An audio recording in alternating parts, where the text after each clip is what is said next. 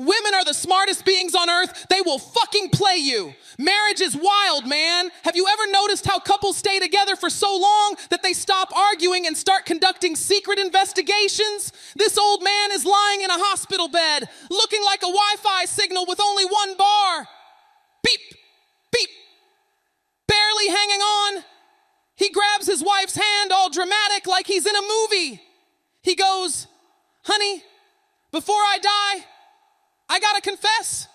And the wife already knows it's about to be some nonsense. She's sitting there calm, peeling an orange like she's waiting for a bus. The husband says, "I cheated on you throughout our entire marriage. Every time I said I was working late, I was with other women. Not just one woman either, dozens. This man said it like he was announcing the employee of the month. He's waiting for her to cry, scream, throw a chair, unplug the machine, something, but she just stares at him, calm, too calm. That's when every married man should get nervous. If your wife gets quiet, congratulations, detective. You found danger. She smiles and says, "Why do you think I gave you the poison?" "I lost it." Because that means while this man thought he was living a double life, this woman was running a slow-cooked revenge plan like a crock pot. That's marriage right there. Men cheat thinking they're smart. Women are out here playing chess while dudes are still looking for the checker pieces. People always say, practice makes perfect. But then the same people turn around and say, nobody's perfect. So now I'm confused. If nobody can be perfect, what exactly are we practicing for? That's like telling somebody, keep digging. You'll never reach the treasure, but stay motivated. I tried applying that logic to the gym. Trainer said, you gotta practice consistency. For what? So I can still look tired, but with better posture. And school was the biggest scam with that saying. Teachers be like, practice makes perfect. Meanwhile, they graded my math test with a giant red 42%. Clearly, practice made disappointment. Even relationships work like that. People say communication takes practice. You spend years learning how to argue properly just to end up saying, fine, do whatever you want. That's not growth. That's emotional surrender. Honestly, life feels like one long group project nobody understands. We practice working, practice dating, practice being adults. And half of us still panic when the Wi-Fi stops working for 3 minutes. At this point, practice doesn't make perfect. Practice just makes you slightly less embarrassing in public. The father couldn't sleep that night. Even after hearing his son was safe, his chest still felt heavy. Those words kept replaying in his head. He left his own son's funeral to save yours. The next morning, filled with guilt, the father went looking for the doctor. He wanted to apologize. He wanted to thank him properly.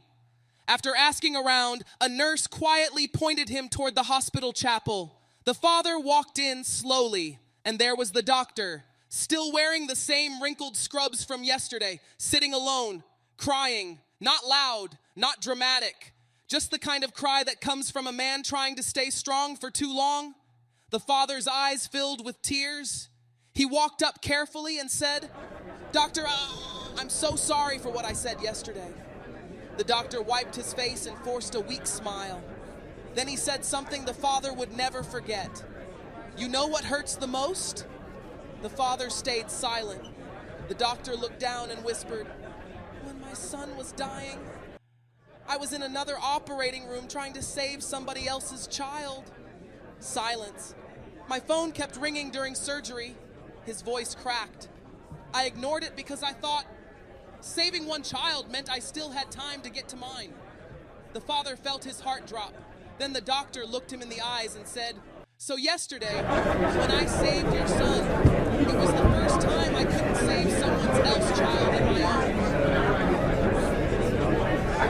In a college biology class, the professor was explaining that semen contains a surprisingly high amount of glucose. One freshman girl raised her hand and asked, "So you're saying there's sugar in semen?" The professor nodded. "Yes, technically there is."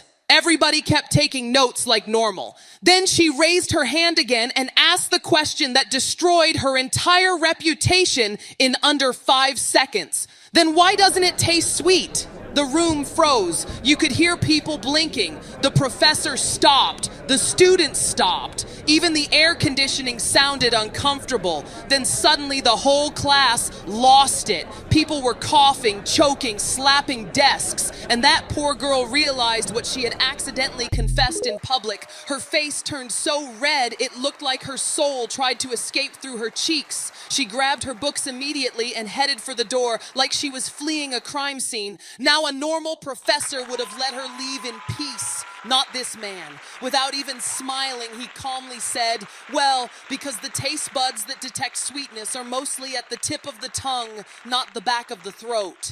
That classroom exploded. At that point, transferring schools was the only option left. Because no matter where she sat after that, somebody in class would have whispered, "Careful, she studies biology hands-on."